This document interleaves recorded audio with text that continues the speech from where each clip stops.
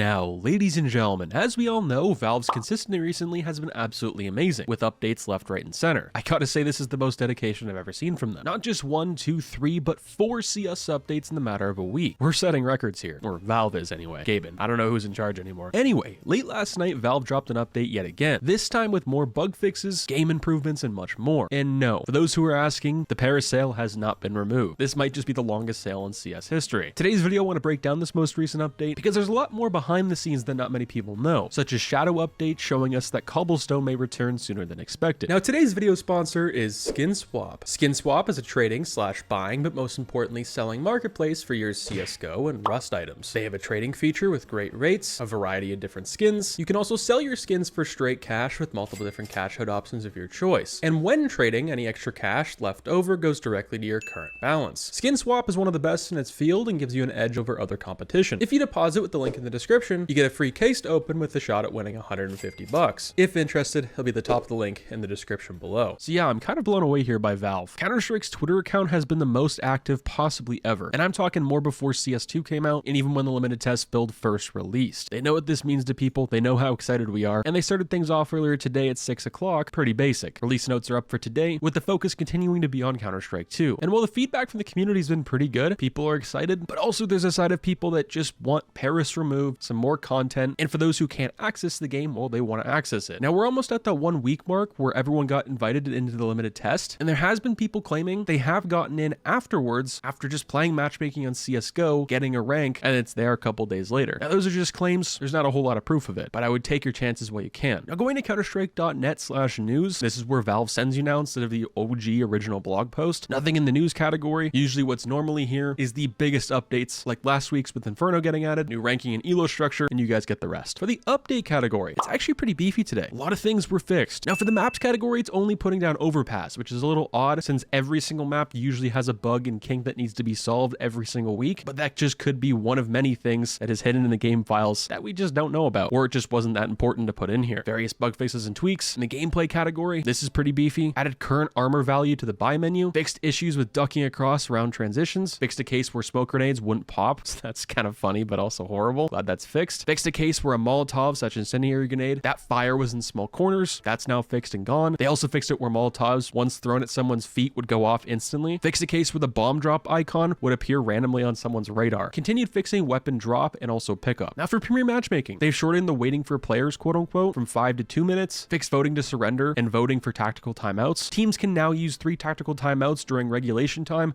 and 1 during overtime. Various bug fixes and tweaks were done to the UI elements for premier matchmaking. Now for sound, they fixed the feedback to when you hit someone in game, you one-tap somebody, you pop a smoke, it wasn't showing up for the spectator, which is always good to see. And finally miscellaneous. This is where things get a little fun. You can change your equipped graffiti mid-match, which it's weird it wasn't already there. Improve free roaming and camera chase behavior in CSTV, so hopefully those coaches won't get banned again. Fixed a case where blocked names and avatars of strangers would replace names of wrong colors. That's also weird. And well, for the rest, you guys can read it. Very miscellaneous, just a few things here and there that aren't really too important, people aren't going to pick up. So that was probably the most in-depth update we've received in the past couple of weeks, because if we look at the past 2 or 3, when it comes to bug fixes, it didn't go that in depth and didn't show us it was doing actually that much. Maybe that's feedback from the community, us giving that to Valve, because usually there's a bunch of shadow updates and things behind the scenes, like also today, that also aren't in these blog posts. Now, if you guys remember a couple weeks ago, we talked about a new map possibly releasing very soon with a winter theme. This could come with an operation, CS2's full release, or it could come in the matter of weeks. We really don't know. That map is DE Cobblestone. And yes, that's the map with the dragon lore from CSGO. This is supposedly supposed to have a winter theme, and it really does seem like we could see it in the limited test in the matter of a few weeks, which does make me and many other people think. This was found from a few weeks ago from Aquarius, but also today from Dylan on Twitter. Usually when you see a map pop up this much in some sort of beta file or an update file from today and every other week, I'd say it's a pretty good chance we'll see it very soon, but also you got to take this with a very large grain of salt. New collections, co-op maps, comics, the dryness of content, especially for skins, and with the major coming up in 2024, all points to some sort of operation possibly very soon. Could Cobblestone be a part of that, or the full release of CS2? Who knows? With an operation, Cobble coming back, other evidence and proof to prove that as well, could we see a new collection for Cobble? That'd be pretty cool, and I might make a video on that later this week. And I guess I'll also throw this in here as well. According to Cooper CSGO, there's also still a very large major problem inside CS2. That's called Peeker's Advantage, where someone can see you and you can't see them. They'll end up getting you, the round's over, or you'll be off for at least that round, and it usually goes back and forth like that all the time. This needs to be fixed ASAP. This is a game-breaking problem, game-breaking issue, you, and you could also think someone's cheating when they're really not. They could report you could report them, goes back and forth. So something's gotta change with that very soon. So that pretty much wraps up today's update. As most of you can tell, CSGO is pretty much dead in the water. I'm not sure how many people are playing CSGO because the player numbers are all really weird, counting CS2 and Global Offensive. And as it goes for Paris not being removed, I'm not really surprised. It's just like, come on, maybe budge a little bit. But I've talked about this in the past couple of videos if you guys want to go check them out. The next few days, we'll probably be seeing some double uploads here on the channel as we have the past two. I'll catch you guys in the next one. Stay positive, sexy. Peace out, guys.